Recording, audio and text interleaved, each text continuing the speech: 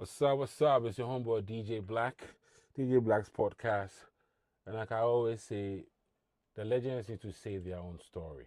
I'm here with the legendary Appietus in the studio, and we've been working hard since yesterday. And I'm Charlie, I'll be. Now we don't work hard anymore, we work smart. We work smart. Yeah. Charlie, I see you, Joe. Yeah. The last time I came here was about 12 years ago. Yeah. 12 years ago, I think. Or You say you have a video. yeah, I have a video. Yeah. An old video of you, me, Tiny, Ancestor, Castro, Miss Bell. Can I get that video? How much you gonna pay? $1 billion. $1 billion. Charlie, you know the reason why I can't visit you here, we say nobody say I want to see your fine face. Okay? But my face, they'll be fine. It should be part of the reason why you came to visit. But the thing is, we need to say our own story and say it our way. Yeah. But you understand? And I think there's no other better person to say it than me. Because we've had a connection way back. Before our grey started coming. But me, I don't get grey. I'll be alien. So. Yeah, I mean, I get small, one or two. In case you guys don't know, Appietus produced some part of my first mixtape, which is the Tuntun Mix, Volume 1. And you forget. Yeah. There's one track that you produced, DJ Black, Castro, and Tiny. Yeah. At Case Frequency. Yeah. Yes. It was some evening, and I came in the 90s. Yes, it was. No, it was early 2000. Early 2000. Yeah, I came. I think when we got there, Tiny hadn't come. Castro came early, and then Castro. They all wrote their lyrics in the studio, and then we recorded it. And you were in a hurry, and but I think you said, "I go mix on it. I go mix on it." I something like that. Charlie, do you think Ghanaian producers, get remembered enough? Yeah, me for instance, last year, 6 March, the whole Ghana, the ladies decided to use my intro as, to do videos. Right. And there were thousands of them to represent Ghana. I don't know if this 6 March they are going to do the same thing. So, yeah, once in a while they remember us. You see people making list of our hits and putting it out there and saying, Appietus produced this, blah, blah, blah. And how does it make you feel? Well, it always makes you feel good, Charlie, that people are appreciating your work. But did you ever think there'll be, when you started, did you ever think there'll be a day like this when you'll be celebrated? In the beginning, no. But later on, a lot of people started celebrating me. But in the beginning, I was just doing my job. Trying to help the artists get the best. But before I know, everybody knows Appietus. Because I was putting my name in it at some point. So to get to know you, I think that the thing is, who is Appietus beyond music and the microphone? I think that everybody, when they start out, from me, you have a point where there's something that will make you fall in love with something, you understand? As in, you could be listening to a song, or you could see somebody do something, then you're like, I want to do this thing. For you, when did it start? So, when I was young, I like when I see the bandsmen playing at church. Hey, in church? Yeah, I mean, when I was very young, once I see them, I'm interested. I want to play some of the instruments. So you see me, once they close, me trying my hands on everything, they'll be sacking me and all that. Hey, who is to sack you? I mean, the church, the guys will come and say, hey, because they think I'll spoil something. But I always go back there, go and touch some piano, go and touch some guitar. Is it? For some people, they like the fact that they want to be in front. Some people like to be in back. For you, you wanted to be. I just wanted to know how to play. You just wanted to play the key. It was for you, it was keyboard. Well, not even keyboard. I wanted to know how to play with the bandsmen in the first place. But so you wanted to sync with them. Yeah. I didn't get a chance at Mount Olivet Methodist Church. And wait, I want to understand something. Let's hold it there. So is it that the way they played together that fascinated you? No, I wanted to know how to play an instrument. That was all. For me, when I watch bandsmen play, I want to so how does he know that he's going to do this? How does he know? For you, I wanted to know how to play something so that I also play some. Right. That was all. That's how my passion was. Because in the house, I'll arrange milk tin, Milo tin, Nido tin, all those things, and I'll be playing drums, disturbing. My father will chase me with the belt. But Really? I will never stop. If you ask everybody, I will do it every day. When I go to school, I'll be playing drums on the table. Because you didn't know what the passion.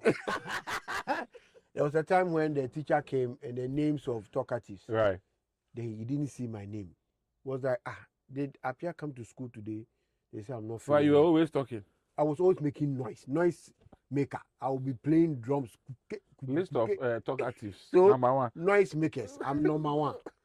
If I'm not at least number 2, number 3, therefore so did you get somebody to rap along or sing when you were playing? Oh, you get those boys at the back. The boys at the back. The boys at the They back. will help you. Charlie. So you get people who make noise, so they will ship all of us. But we will never stop. We are always doing it. So who taught you how to play the instrument? Or so, I mean, because I wanted to do it, I was always found after church trying to play the piano, but I was very slim, smallish. And I will always help pack the things come to the church.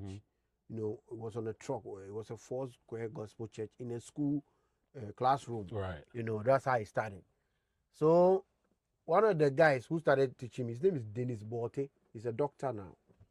He was going Dr. Bote. You know him? Can you imagine? No, I'm just giving you fans. He's not. His name is Dennis Bote. So he was coming to go to school, and then they needed somebody to fill. Why is it always like that? Because I was warning them. The pastor realized I wanted to play, so he told the guy, "This guy has interest because we have tried the drums. He's too tiny. He's not able to punch. The bass is too heavy on his neck. The guitar is also heavy. No, the conga is. You were very slim then. Very slim. You know, slim guy. I don't know how I got a pot belly. I don't know anything about this. So, this is what happened. So at the end of the day, the guy started teaching me. Then he'll give me the piano to take home to also go and learn, like homework. So every Sunday they'll give it to me. Then I'll bring it. So I'll have it for the week. You were in heaven. So the guy, whatever he teaches, you have to practice it. Then I had some guy called Appia, Mr. Appia. So he will also teach me. Hey, Mr. Appia taught Appia. Yeah, Mr. Appia. So Charlie. he likes to teach because he was my big brother's friend. Oh, okay. So he taught me some chords, small. So I knew how to play a little here, and the guy also taught me. Then I started. When he went to school, skills from both. Anywhere I'll get. Sometimes somebody is playing. I'm standing behind you, watching what you are playing. Did you watch videos then back then? Back then, you will not get YouTube easy like that. I understand it's not YouTube. Guys watching Gen Z for patrol. Those days now it was black and white TV. So okay, first why are you going to find a computer and YouTube? So what systems were at home? What's just the normal system? You know that tape that you have to arrange, playing tape, and then speakers, big speakers. And then what TV was that? Was a Tikopo big one. Black and white or color? Of course, black and white. This is the 90s. So then my question is, you are practicing. You are learning from here and there. How were you? Did you get to watch TV to, No. So what they teach me, those times they had books. Okay. So you see that the fingers are on the keys, and they'll say this is C minor, this is F minor. So where they draw that 5 lines. This. No, I mean you see the keys are black and white, like this one, right? So I mean the person does this, and then they write F, A, and then how do you call it? C forms the F chord. So I was looking at those books. So they gave me all those books. And so you understand C minus this and that. I don't understand. No, music there, I know music by heart. It's amazing. Because I really wanted to know. So I started learning these chords. Now how to use them became called chords. Chords. Yeah, so I started learning these chords. How to use them was an issue. So I started trying my own way. When you say your own way, what do you mean? Okay, I feel like when I play this chord, I think it sounds well at this point. I think it sounds well at this point with this particular. So you're using your ear to see that it works. No, here also works. No, this one also works. So for DJs we also do that. So you know that this song can follow after this song. Yeah. Because you are using your ear. Usually nobody's telling you. Anyway, Then you do it. Exactly. Then you match the tempos and you do it. So the same time I'm thinking. So I started playing different. I became very good at it. Keyboards. Yes, because I was always getting, and I was playing. Now I started playing shabos from church to church. What is shabo? Shabo is going to this pastor, play and take money. Go to the next Shabo. Shabo. Back. You can also call it back. So I'm playing. Let's say. So was the only keyboard that you learned to play then? Yes. And you forgot about the rest? No, I was so stressed because at some point you can go somewhere and you have 3 keyboards if you don't have a drummer. So I knew how to play the drum a little. So the question on everybody's mind is, how many instruments can you play? Oh, back then, now I only practice the keyboard. I mean, I've done this for years, producing and all that. So, but you see, there's the kind of sense I have for playing the drum, the bass, and all the rest is reflecting my productions. Because I knew how to play all those things. You know why I'm smiling? Why? I mean, for me, I saw you when you started. Yeah. Or, I mean, I think that's when you were Case Frequency. That's when I met you. No, I started at Fredima. Okay, so I met. Wait, you met me at Case Frequency. Yeah. Okay, so I knew about you at Fredima, but then I met you at Case Frequency. Yeah. And seeing you then, I remember coming here. Yeah. And it's amazing that we are. And we thank God that we are still alive. No, we thank God. And doing what we do. What was your first real studio experience? That was Case Frequency. See, I was right. Go ahead. So, I used to worry Fredima a lot. So the equipment, you will see me fidgeting with it, because I want to know why this does that. Why I want to go deeper. So I'll go into the presets and things and change everything to appear dankwa. And then I'll have my own presets and I'll do it. Then I'll sleep. When you say presets, what do you mean? Like, I mean, those days to get the tones from and the how do you call it, tone generators and things, the MIDI tone generators. So it's just like you would combine 2 sounds and then it will be your sound, like the way some producers have their own particular signature. Yes. Is that what you mean? Yes. Okay. So these were the things I was doing there. And then I would destroy Fredima's presets. So when it comes to work, I have messed everything up. This is where I like. He gets angry. Really? He gets pissed off, Charlie. Hey, now he has set his thing. Did you ever think he will sack you from the studio? No, he didn't sack you. He used a nice way. So then he will call Kwame Yeboah. Kwame Yeboah will come and repair it. Oh, then I'll do it again. Kwame Yeboah? Yeah. Wow. Kwame Yeboah has been there since Tego Sisters. It will be years ago. Kwame Yeboah has been playing way back. It's not be today. It's been around for a long time. So Kwame Yeboah will come and sort it out. Oh, the next time I'll mess it again. We'll call Kwame. So I think he became fed up. Then one time he said, KK had a big mixer board. And then the song we were mixing, we needed to go and pour it on the... KK, yes. And he had ADAT, and he had 2 ADATs. So I remember the studio you would enter, it had an office on the left, and then the studio was on the right. You had to descend. Yeah, descend. Good. So then we went there.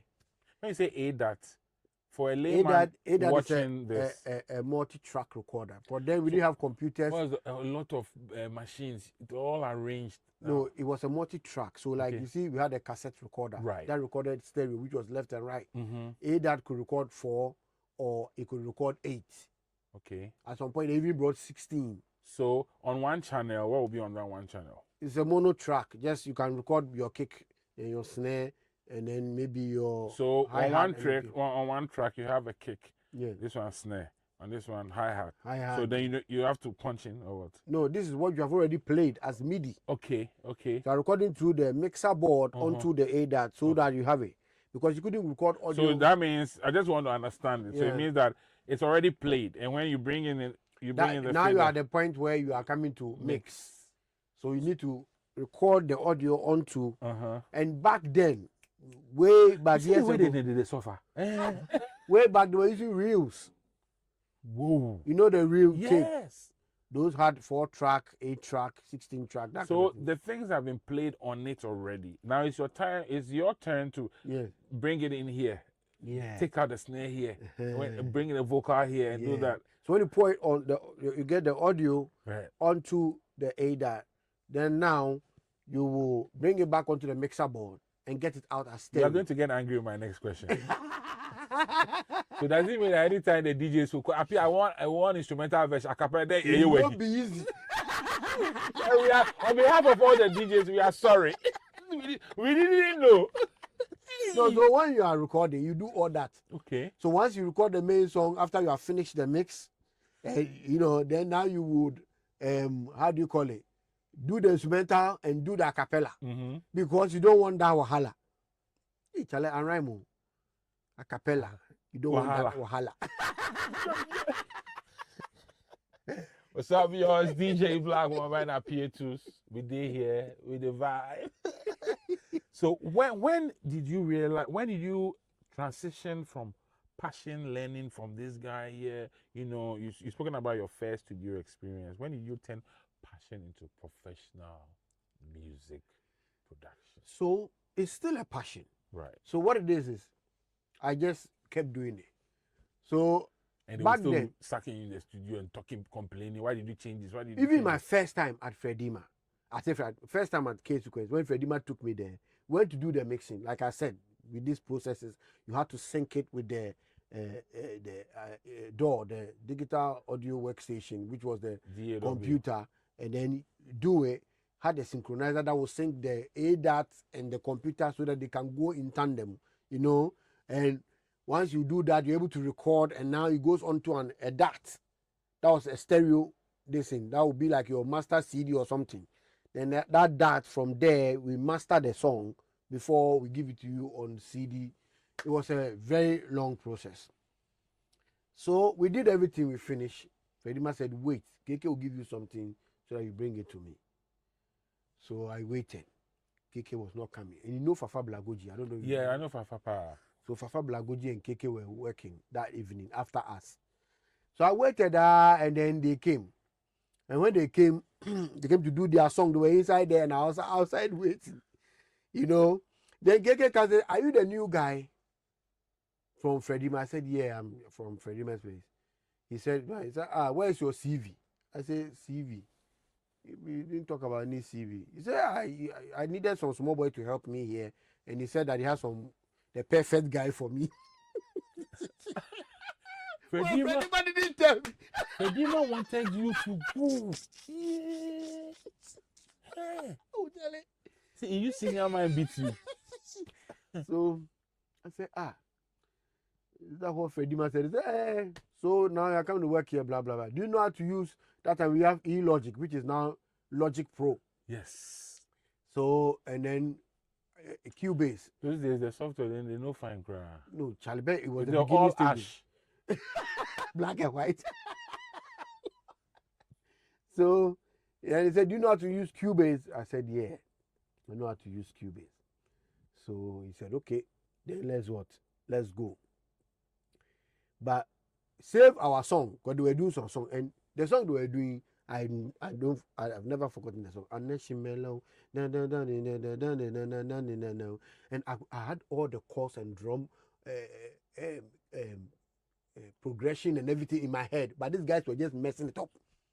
So I was like, what are these guys doing? Wait, when you say they were messing up, what do you mean? I could hear them, but you know the studio was at the right down, and they didn't lock the door. The door was open, so they were playing sort of kum.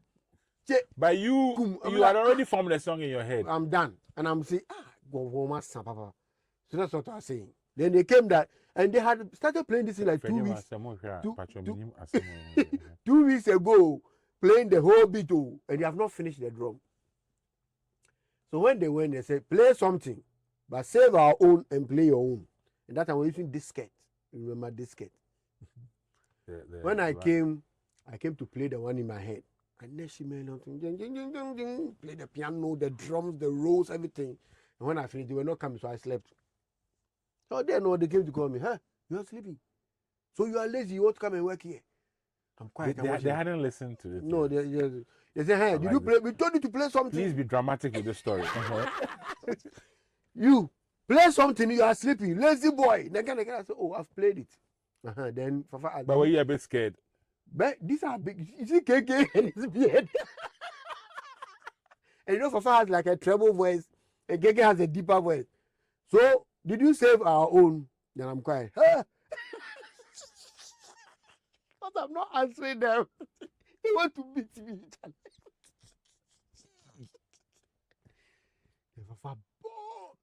I told you, you should have removed that this guy put that in. They started insulting me. They have not even listened to the thing. The papa pressed the space bar. And what came out? He said, who played this? And I was like, me. Stop lying. Can you play this? You just came out just as well. I said, oh, I'm the one playing. Stop lying. Okay, play the piano. Let's see. KK has some big cock Trinity. I started to wire the piano. They were like, ah! Okay, KK said, where's your CV? I said, I don't have CV. He said, do you know something? Don't worry. I will write your CV for you. So that's how I started working at Case Frequency. And then he said, tonight you are working with NFL. Eddie Blay and his boys. It was Eddie Blay. Native Funk Laws. Tiny or something. Tinikwe. And then the other guy. What's his name? Jake. And then there was this other guy. I forgot his name. There's a fourth guy. Yes. There were four. So I started work with them. Then he said Sydney too will come. Then Sydney was with, that was Nananum. And then the whole thing started. Because Nananum, their first recording was in the studio. Yeah. That one, the KK was involved in the production. And I also helped because I'm the wild piano. KK, what was he playing then? The KK knew how to play piano, but not like me. So you are the waste kid. Yes. So now they were putting the work on me. Dead Body, Chico Dauni. So I no, wait, go back to when they heard the production. They were like, you play. So they didn't believe me. They thought, well, I'm lying. But if you're lying, someone in the rad them but they are trying to force me to say maybe somebody else, blah blah. Because this small boy you played it. And they were surprised. They were surprised. So KK is the one who wrote my CV and put me on probation. And I started. He was like, no. I can't let this boy go. He's going to do all the work. So you started recording. And KK was good because he realized I'd be fetching. So he understood your talent, and he managed you well. Yes. He will buy the computer, I'll mess it up, he will repair it or go and change it, bring another one. Because he knew I wanted to know. When Waves brought their plugins and things and he went abroad, bought them. You know, the world is a small place. So as you worked with KK, I also, years later, I worked with his brother. Oh yes, what's his name? I always call him something. Oh, it's my guy. Why? Yeah, you know, and we worked for a while. I think he also built his on top of the studio now. Yes. Wow. And so now everybody started recording with you. Yes, but they were KK's artists. Dead Body, Chico Dauni, Nananum, and NFL were all under Case Frequency, Case Records. I remember walking there one day. And I met KK Duedos, and after I started DJing at Radio University, I needed records. But I wanted to build a bond with all the producers because I wanted to always walk directly into a studio and listen to new talent. And perhaps be the first person to break it on radio. So when I walked there, he was sitting outside one day, and all I wanted was, I think it was a new song from the Keteke Boys. Yeah, Chio. They were also under his label. So I walked in there and I met he was sitting in front of the stairs. Yeah. I think he wasn't in a good mood. So when I got there, I was like, I'm DJ Black, I need records, I need this CD, and if anytime he releases something, he should bring it to me. He's like, okay, or something. But that's how he is. He's happy one time, next switch. Wow. So with equipment, you started with piano. From piano, you had moved into the DATs and all models, the 1080 Roland model. We had a lot of things at the studio. The Cork Trinity was also giving tones. Right. You had drums and everything in it. Some of it were even workstations I programmed on. Was there a moment? What was the breakthrough moment for you? Me, I didn't know. I just kept doing it. Most of the songs, I was just doing it. I was happy doing it. And KK was the one who was teaching me how to mix with the board and all that. So I learned all that and I became very good at it. So you didn't know if your songs were doing well outside? I didn't even care. I was not listening to radio. I'm always in the studio. Wow. I'm always in the studio. So when did you know that you were big? I didn't know. I mean, I moved from Case Frequency then to Campsite. Kept making the hits. all this time you didn't know. When you say, well, I just want to. No, sometimes I'll hear my song on radio in the car. But you didn't know that it was big. Yes. So my, JQ and Hammer started putting their names in the songs. So bash, JQ, that kind of thing. So my wife, Hammer, who was then my girlfriend, told me that. See the way I'm smiling. I'm always hearing your songs everywhere, but you don't put your name in it. That's why people don't know it's you. I say, oh, forget that thing. Why I for put my name in a song? It's not my song. Blah, blah. They say, but it's your beat. When I'm there, you create this beat for this artist to sing over it because they come and they don't bring anything. Some don't even have words. But once you give them the beat, they always think it's your beat. My wife is talking. I'm like, she was my girlfriend then. So at some point, she bought. Where she say, me cry, will come my skin again. Hey, what's up? Say, go dog me. See the way I sit up. Because I know they listen. Blah, blah, blah, blah. So I didn't know how I could do the Appietus, because the Appietus was a name Amanziba gave me. One morning, he knew where I was living back then in Zongo Junction. And Amanziba, Nakores, and I worked with them at K Frequency. So I work with Rexoma, I work with Akuse Japan, I work with Nadu when they separated. Same with Nanano and so Amanziba will come and pick me up. Every time. So what name were they calling you then? Appia. Was not Appia. Appia Yengo. So one day then Amanziba comes to town. When he comes straight to my window. Hey, Appietus. And I was like, what is Appietus? And in Ghana, when they give you a name, you don't like it, you are dead. So did you reject the name? I said, what is Appietus? Then I said, I don't like it. My name is Appia. As I'm rejecting, he's calling me Appietus. I was not lucky, and Sydney heard it. And then Sydney started calling me Appietus. I said, Sydney, I don't like that. He said, tell Appietus the B. Then he started saying it in the song. When I did it, he said, I don't like, put the thing back. So you realize Sydney was the first person who was calling me. And he even said, Appietus, I first the NYG award. And that next year, I took an award. You understand what I'm saying? So they all started calling me Appietus. And the other artists started hearing it. Then now it became my name in the studio. In the studio setting, only the artists knew I was Appietus. And they kept saying it. So I was doing the album for George Ara at, how do you call it? What's the name of this studio? At Campsite, at Senate Flat. Right. Zab used to be there, then he left and I went there. So I was there and, how do you call it? They wanted to feature Bandana. Back then, his name was Bandana, now Shatawale. So he came to the studio, and when you come as an artist and I'm recording you, once he also heard the name Appietus. No, now the artists that they knew I was Appietus. Right. Just I was not the popular name out there. Then he started recording. Once I say, Charlie, make you try your voice. When you tell an artist that, they feel free and then they do things. You get the thing? Yeah. They do things, because they feel like. I know. You take some do before. Yeah. So he started doing that thing, but I'm recording. Because sometimes that's when you get the best. Right. Because when you say, let's go, it's like tension, they catch them. It's like now they are careful, they don't make a mistake, then they make a mistake. Or the feeling, no, they come. Once he's feeling free, the feeling they come. They pour out free. So I was recording him. But somebody had also come inside discussing studio fee with me.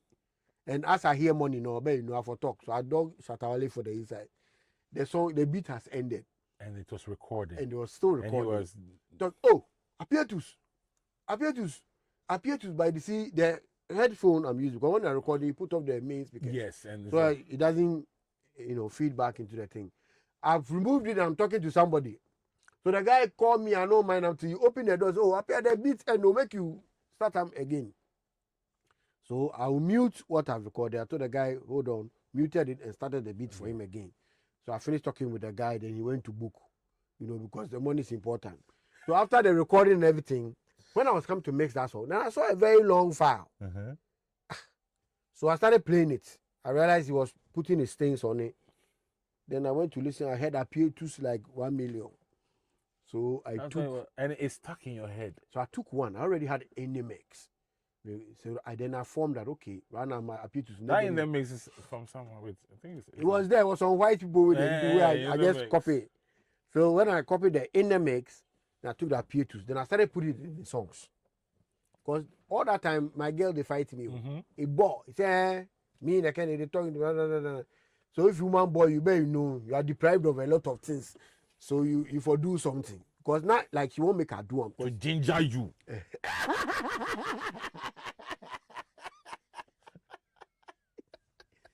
So I started putting the thing in the song, constant.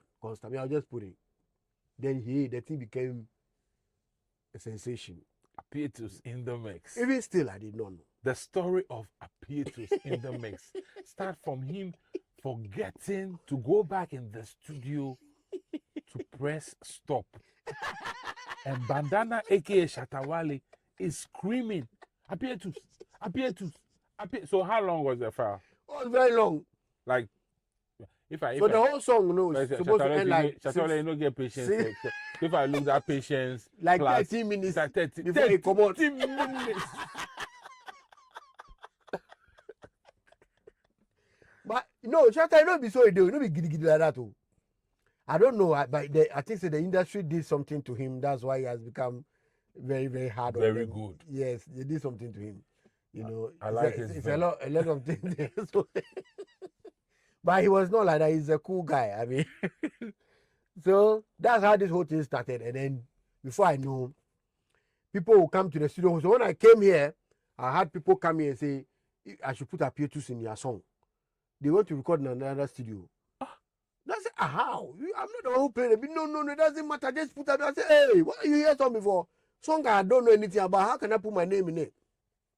So they end up doing the song with me again. Because everybody wanted it. And somebody even said that, hey, your malam, they force. So. Your malam force. He said the malam will give me that Appietus in a way.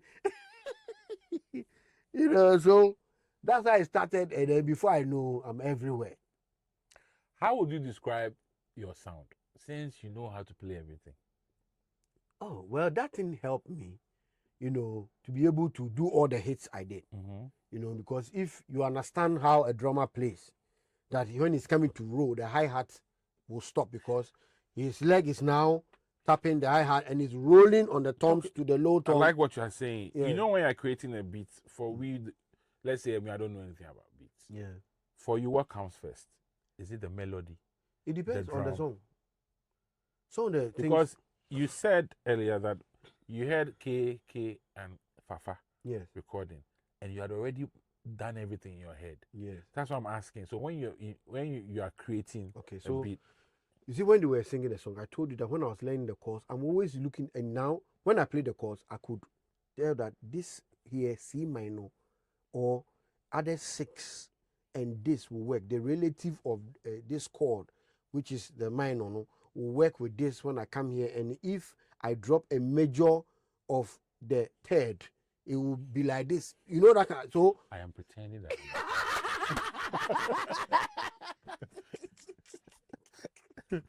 yeah, this is technical language. So I'm listening. If they play this here, but they are not playing it. So they are trying to play that. So it's unless you melody,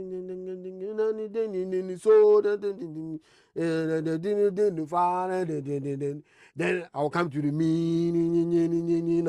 you know. Melody comes first.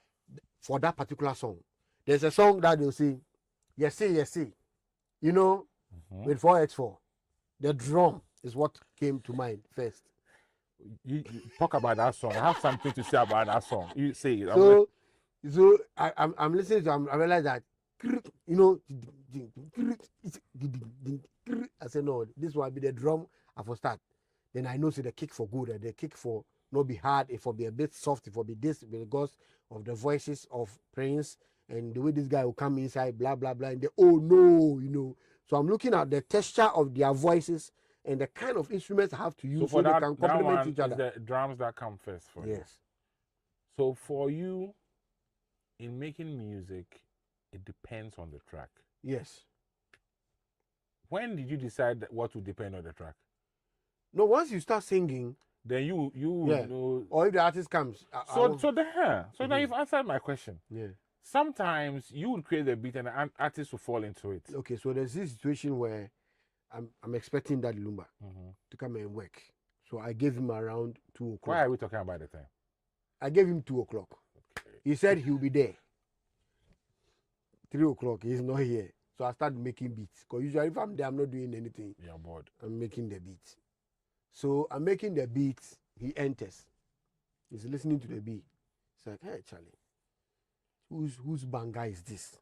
Because usually that woman can bribe anybody and take your beat. So he said, whose banga is this? I'm so, I'm just creating a beat and I'll sell it later. Which beats has he then I said- bribed to take? Let me remember that question. Then he's like, then I bought the beat. I said, oh, what's up? But this is not the start. He said, I have bought the beat. I said, what I told? He said, I'll write a song to it. Are you getting what I'm saying? Then I said, okay. He said, he'll pay me for the beat. So I said, okay, no problem. So I finished the beat. That is Tokrum. So he said in the song, the tools hardcore, already made. Nyako Shebia. So when he came, the beat was already made. And usually, no man will come to you, he wants to sing a song. Then you will follow what he is singing. But for that beat, he said it, the tools hardcore, the beat was already made. Because So for you, sometimes you make the beats Yeah. and the artist, but then when the artist starts singing, yeah. that is when you get that, okay, for with what you're singing, let's start with the melody. That one means that the melody starts with the creation. Yes. Mm. But I need to cut the chords and the movement of the music first. Once I catch it, then now I'll move on to bringing in drums too. So what makes a hit song? What, in your opinion, what do you think makes a hit song? Okay, so what makes a hit song is the hooks. The hooks and the choruses. Because that's what the people can sing. They're very, like if Sarkodie, they rap very hard. It's difficult for everybody to rap like that. But there's some hook. Boga boga ne, then you know that kind of thing. That one you can say some. Are you getting what I'm saying? So the ones people can join in is what makes it a banger. These are stories being told by Appietus, and I believe that we need to say our stories our own way. And so this is late 90s or early 90s to So from the 90s up until the K from frequency Fredima. Fredima was mid 90s. Fredima was, so let's say 97 coming. So next year I'm celebrating 30 years. So Fredima, the late 90s, Case Frequency, late 90s, early 90s, and you moved and went to Campsite. Campsite. And then from Campsite, you came. And all this while, you were producing hits that were shaping Ghanaian music. Not just Ghanaian music, but the culture. Yeah. You remember you were talking about 4X4? Yes. You know what I call that song? The serving song. So let me tell you a story. One day I was on my cousin's party, and we went to sit there, and then he would say, oh, mobile num then. He was like, oh, we want maybe Coke, Fanta, Guinness, whatever. And then the waiter goes, and he'll come back. Anytime he comes, he's dancing.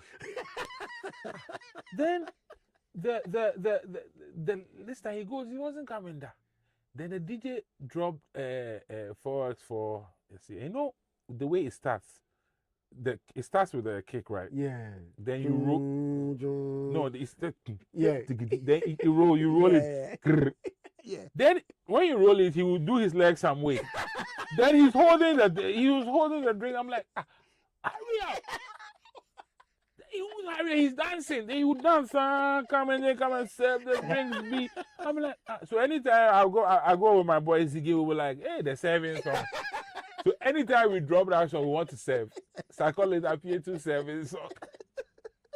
Yeah. You know, there was a time when you switched from making beats and you started adding your voice.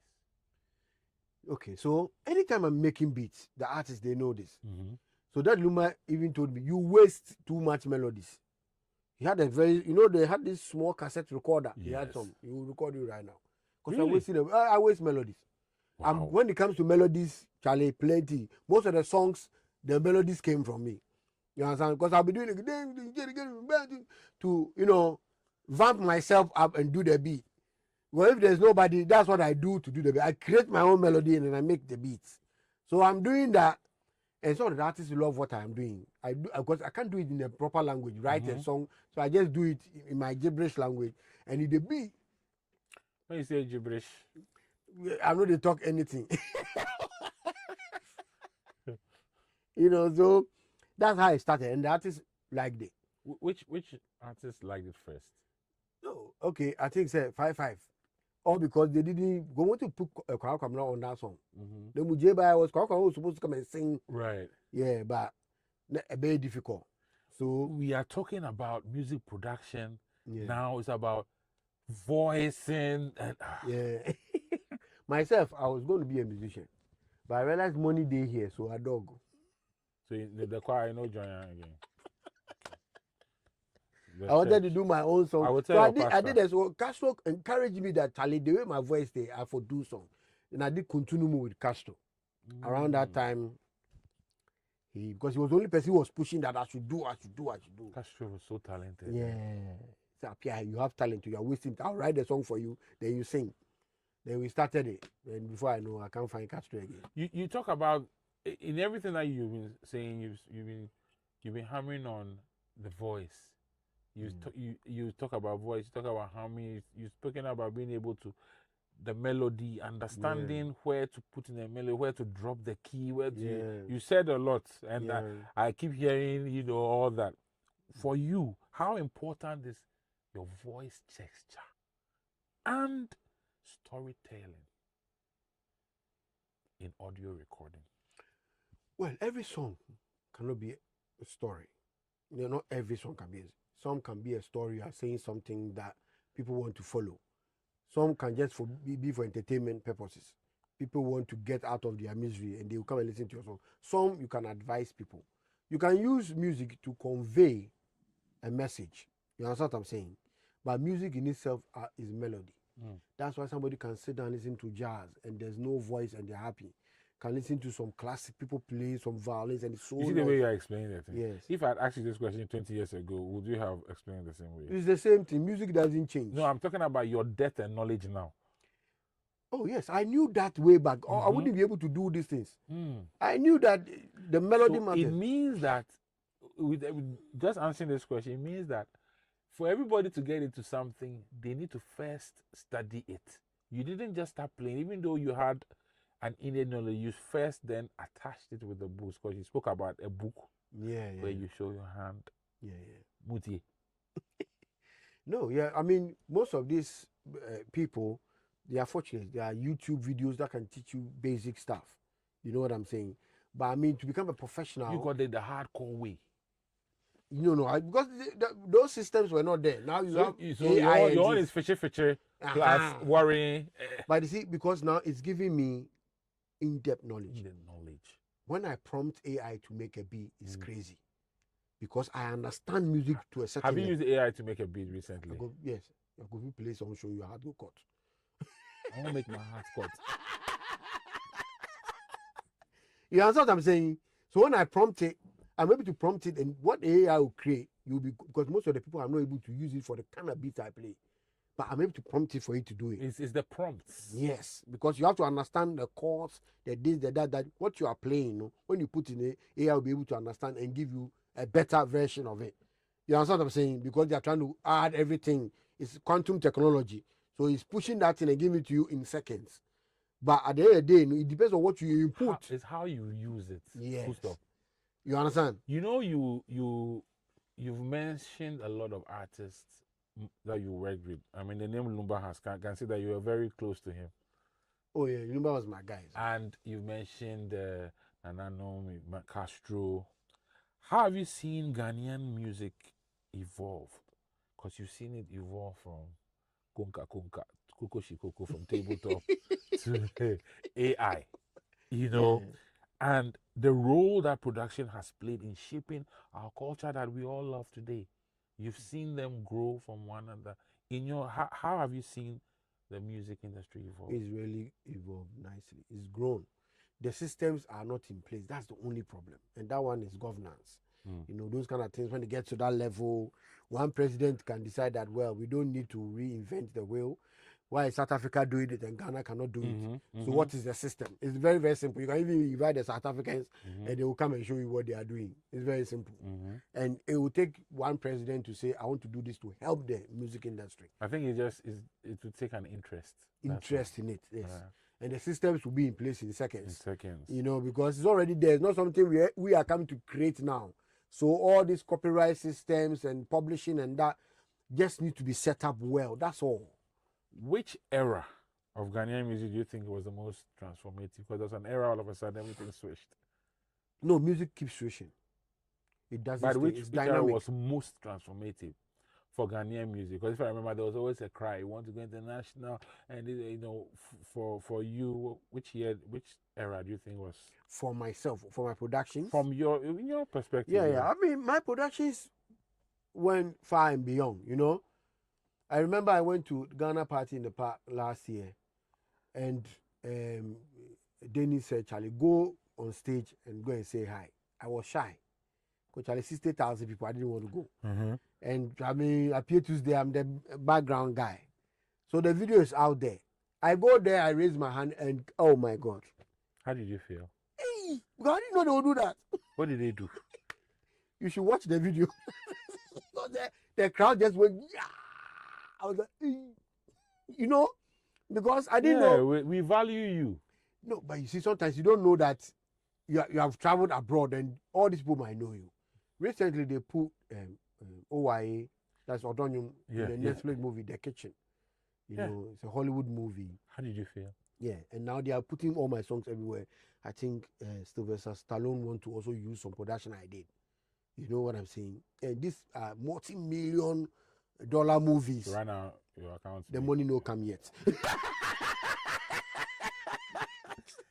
Talking about this, Charlie, that's a lot of recognition. Do you think producers So get you'll be enough shocked that recognition? Rambo is listening to your song. Rambo. Yeah. So that means that, do you think producers get enough recognition in our motherland? Me, I think I'm giving a lot of recognition. That answers it. Or we don't get into this again.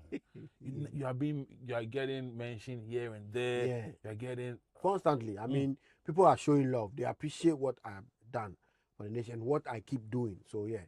Recently, I have when we entered this year, I brought out a big hit from Lisobini, and she's everywhere.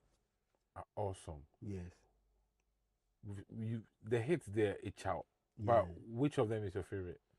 Oh, it's like asking the referee which of the team. By all means, you have there's some one particular. You know, there's always one song that you just say they play for your head. You know something? Uh-huh.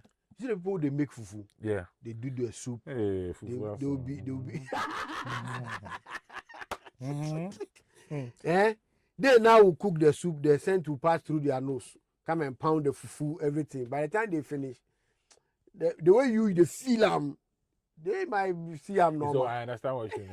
Yeah. Because sometimes when I record a jingle, I don't want to hear. But people say, hey, Charlie, the jingle. I know and you are like, oh, you don't want to hear it. Yeah. Because you see, the whole thing is you are the first person to hear it. You are the first person to finish the song, even before it goes out. I remember so how you Panji telling me that the reason is that your voice comes from within. Yeah. And so when you hear your voice, I also it's not coming from within. It feels one thing that you might grow to hate is your voice. You heard it from your childhood to you. It changed into a deep voice and whatever. You hear it every day. Your voice once you can speak. So I mean, so sometimes if you are telling me, hey, the way you are singing, wow, they are like. So people come to you to say they want to learn production? Yes. What is the first thing you tell them? Well, I mean, if you have the interest, you have to love it, because a bank manager will tell you the challenge. I remember one of my friends told me that they were duped. The bank the fraud people. They were frauded of amounts 400 million Ghana cedi. Wow, you understand? It's gone. 400 million, over 400 million fraud. That money went. They can never come out and say, Charlie, we have been duped of 400 million. Everybody, there will be panic withdrawal. Hey, I'm going to take my money. Yeah. So they keep quiet. Wow. Your money is in your account. When you come, you withdraw, they'll give it to you. But once they tell everybody, the bank will collapse. So they keep quiet. But you see, the musicians, we sell our problems too much. We only sell the negative too much. And they say, no, that thing is wrong. So there's an investor who is saying, I wanted to help this guy. There's too much problems. I feel like, man, they don't do it. Because businessmen understand risk. So it's just like you've seen a lady, you want to talk to her. She has 2 kids. She won't tell you immediately. Then later they will Hey, bring what them. kind of analogy too is this? About that, they shouldn't, because once they'll have 2 kids, so I am coming. Because you are So they need to have an interest. Yes. First. Yes. Wow. You know, so you think American industry doesn't suffer problems? They do. You know the kind of problems people are suffering, they never come and tell you. The people go to Abuchi, there are certain places you will not live. You will not like to live. So these things that you tell those who want to learn production, which of them ran away? How many ran away? How many stayed? No. I don't tell you. I tell you the truth. That's what I'm You saying. will make money. Because a producer called you are safe. You, the artist, has to go and find money and come and give it to you. Then you do the song for the artist. You see, you have a studio, you own a studio, you can produce an artist, sell it, and make money. You understand? So producer crowd, they don't have. Look at what Don Jazzy is doing. It brings the artist wants to go. Next. Are you getting me? Yes. So that's why I'm asking you. Yeah. Do these things encourage, when you tell them, how many of them stay? Do all of them stay, learn? No, if you can pay me, I will teach you. It's Right. that simple. I will teach you. Then you understand a lot. Because I feel like now everything is computer based. So a lot of the people don't understand so much when it comes to, you know, I've had situation where somebody says, I don't know how to connect my mixer to my audio interface to that. This is the setup I want, you know. Right. And Then then go. even when they go on YouTube, they are not finding the videos that are So telling them. can you mention a name of a producer now that you mentored? Oh yes, I think Otin, Voltage, and then I think Big Papa. Who else? And then now I'm doing some small baby. He's now coming. You're mentoring the next generation. Yeah. I like that. Yeah. Was there ever a moment when you wanted to quit? I quit at some point. And what did you go and do? I went to do business. It's like, was it Michael Jordan who quit basketball and went to play golf? And still excelled there. Well, my business was around that same What thing. made you quit? Because I was making the songs, the artists were on stage collecting the money. And they were not bringing and I was not being paid. So you and So when you quit and went to business, they were still calling you? No, but you couldn't call me because the money you chop finish. Now, I'm talking about those who wanted to record. Once in a while, if somebody wanted to do it, I'll come and do it for him. Because, right. yeah, Charlie, I lost. So you mean your passion? Not the passion, but I was not interested. So at some point, you realize I started compilations. So I'll give you 2 songs, then you give me 1 song. I'll give you 2 songs, then you give me 1 song. Then I'll go and sell the compilation. So that's when I started, when I realized that the compilation self I do for them, they are playing shows with it and making money. Then me at the studio. I say, Sylvester Stallone, the deal is very important too. The deal is very important. But now my productions are being accepted worldwide. So one is entered this in. Soon you will hear the next one. You know what I'm saying? So the beginning passion, we've had hits. Yeah. Then the passion will go make money. Then simple. Then you come back. How have you stayed creatively inspired? I told you already that I always give myself vim with my own language. So But you run left, go do business. No, I mean what I'm saying is at the point I didn't see why, because I even tried to bring some artists out and it failed. I didn't make money. I lost money. So obviously you lose interest. So what does success mean to you today than when you started? So when I stopped for years. When you started, I'm talking about when you started and today.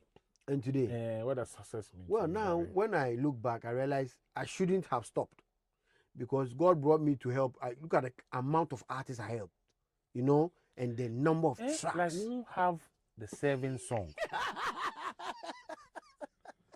But let me answer your question for you. I think that your biggest song, whether you like it or not, is the OYA song. Yeah. Do you know why? Because when I went to the UK recently, it's like every day they play that song. I'm a DJ. I don't understand why. I see reels, and you see sometimes you have DJs doing mix with Ghanaian songs. Yeah. That's one song that sometimes I would hear a foreign DJ mix. I'm like, and they love the way it drops. Yeah. I don't want to talk too much. Let's just enjoy it. So I'm going to ask you some questions back to back. Then you answer one. Yeah. Analog or digital? Okay, so now both you can have one, because analog would be so. But I mean, if you want the warmth, you need the analog, but you need to work with the digital interface. Studio, morning or night? Oh, it depends. Because sometimes we'll be working at dawn, when everywhere is quiet. So which one do you like? The sound is very loud. Now pick a decibel reader, go outside, where it's very quiet. Very, very quiet. Nobody's making noise, and record. In the afternoon, you see the level, the decibels it give you. Go back there, the same place in the night, it will drop like 70%. To answer my question, it's night. Thank you very much. Making a beat in 10 minutes or a perfect beat in 10 hours? I've made beat in 10 minutes and it's big. Listen to OYA. I don't think I spent 30 minutes to do that beat. Why is it always like that? The simplest thing. No, a simple thing, sir. Because you see, if you allow Appear to put every passion in me in one song, you won't be able to listen to it. Thank you for telling me. Because you see, when it comes to commercial music, keep it simple. When there's too much to consume with the ear, people will reject it. Okay. One sound you can't live without. Sound. Yes. Like in terms of instrument or sound, I don't. I said sound. I didn't say instrument. What sound are you talking about? But we have different. We have boom, you can't, whatever. Are you talking about moaning or what? So that moaning is your favorite sound. One word that describes your journey will be adventure. Yeah, tremendous. The producer you respect the most. Yeah, producer I respect the most. Ghana, they respect what's his name? Zab Mallet. How do you call it? Who again? Dr. Dre, Timbaland. Yeah. The force. I can see why. Why? I can see why. So, I mean, you've spoken about a young guy you're mentoring. You've spoken about, AI. What project are we working? And I've seen you live on TikTok asking people to bring that. So you tell me, what projects are you working on? So now I've decided to start bringing out new artists. Right. And the latest one, her name is Bambi. She's very good. I like the name already. Yeah, Bambi. Beautiful Bambi girl. is the name of a song. Yeah. Her name is Bambi. Beautiful girl. I just have to pray that the boys will take their eyes off her, or guns will come inside. And this is my idea.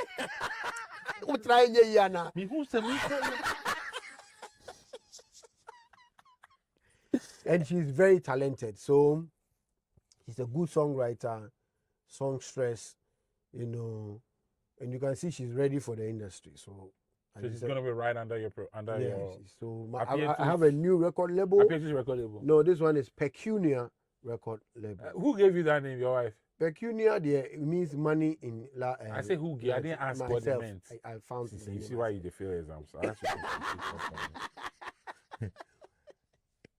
what how can young creatives, collaborate with you or learn from you? If somebody's watching this, like, oh, I want to work with Appietus. I wish I could work with Appietus. The reason why I don't put my number out there is this. A lot of people will call you and they'll be begging you, produce me. If I open my DM for you to see now, you go ball. Oh, boss. I don't go ball. I go feel pity for you. And you can't answer all of them. Right. So if 5,000 people are saying produce, it's not possible. Are you getting me? So sometimes if you say if you want to organize a show where they come and so you have a lot of chaff that will come because they've told them they are good, but they are not. Some also need mentoring. Some are you ready? It's just a lot of work. I just wish people will understand that now is about money. Paying to promote your song for people to go and it's a business now. It's a business now. So people have to try and understand that. If you say somebody should produce you, it comes unless yourself, you are rich. My dad is rich. Appietus, you have 1 million Ghana cedis, and I want to do this. Yes, contact DJ Black. Tell him that I have $1 million. I don't know anything about this. Appietus, the journey has not been easy. No, it's not. And I know we can't say everything. No. I mean, there are a lot of things Yeah. that even you and I say we get plenty things that Yeah. we don't want to talk. But it's important that people recognize the hard work that you put in, not only for yourself, Yeah. but for others and also for the industry. Because I know whether DJs, whether producers, artists, everybody feels responsible when they talk about Ghana music industry. Yeah. We all feel responsible in a way. What message do you have for any Ghanaian creative, whether they are skit makers, whether they are DJs, whether they are producers, whether they are copyrighted, any creative, as we live in 2026? Okay, so this is what I want to say. Is long overdue, right? We are all putting content out there, whether you are making beats or whether you are singing or whether you are doing a skit. You are putting content out there. You are expecting returns. You understand, on your money. So I feel like we should say the government should help us try and put the systems in place so that all this intellectual property that we are putting out there will make us some good money. Not that they sold some pen drives and phones and took some money at the port and say we are come to share it. But I'll have a statement that will show that, oh, DJ's Black song was played this much, so he has to be paid this much. The system has to work. People are even using how do you call it, the Shazam to detect a song. They don't know. They hear the song, they just Shazam it, and it tells them the name of the song, blah, blah, blah, blah, blah, blah. It's as simple as ABCD. Why can't we just have a system where it can detect? Now there's a system in place. As you have your phone microphone, anytime it gets anywhere in the song playing, it's sending it into the system that this song is being played at this time, at this location. Yeah. So you don't know your phone is doing that. So that artist will pay. This Mark Jackson is out there and he's being paid because his song was played at Kaneshi when somebody was in a truck driving. Are you getting me? Yeah. Somebody's phone picked it. Once there's data, this happens. Why can't you just tap in the system? We're not going to build a whole system. It's already there's like Facebook. You don't have to go and buy a server. Let's and then tap into the system. Just go and register and open your profile on Facebook. It's free. Right. So I mean, if you're even taking money as a country, if the government comes in, this will work. I think all of us should rally behind that. Otherwise, all you are doing, at some point when you can't do the same thing and you are old, all your money will go to waste. You see, I had to go to South Africa to join the Samuel people and downtown music and things. So and look at how they are fighting for me. They fight for me. They take lawyers abroad to go and talk to Sylvester Stallone that this music, this is the guy who produced it. So if you are using the beat for this, please, you have to pay. And me, I'm in Ghana. Then you see them fighting in London that they are doing. All because you did the right thing. Yes. And I don't have to. I'm not paying them. They take a percentage when the money comes. Simple. So once you use my music, they'll find you. A lot of artists are using online aggregators Yes. and things, but it's not as effective as. You have to find a publisher. You have to find a society, collection society. So that once they hear, wait, they will go in. Once they hear what? Wait. Because there's this movie that they put something I did inside. Just a very short this thing. You charge them. Yeah. But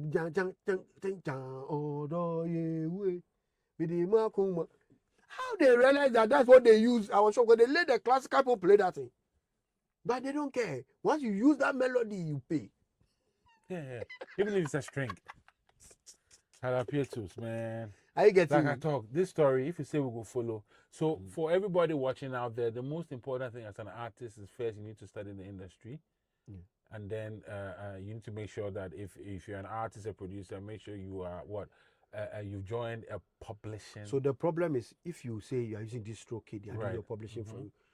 You don't even have DistroKid number to call them. That's true. But these people, they give you your own person you can call your the person who is managing your contact person. Yeah, so you have a contact person.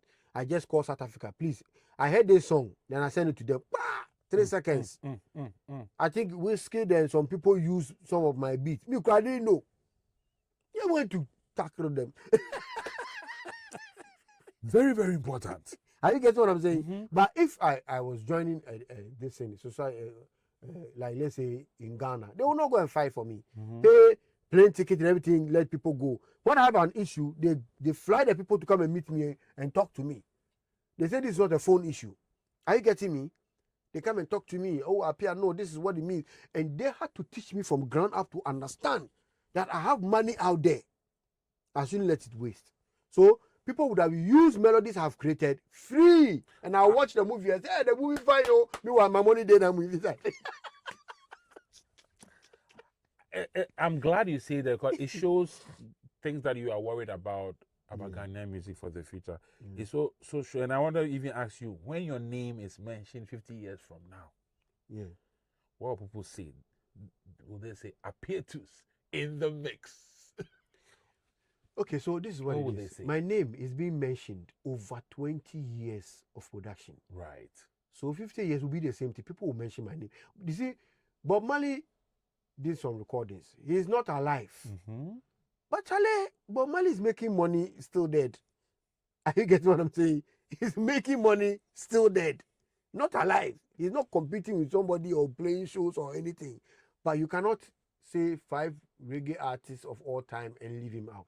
Never.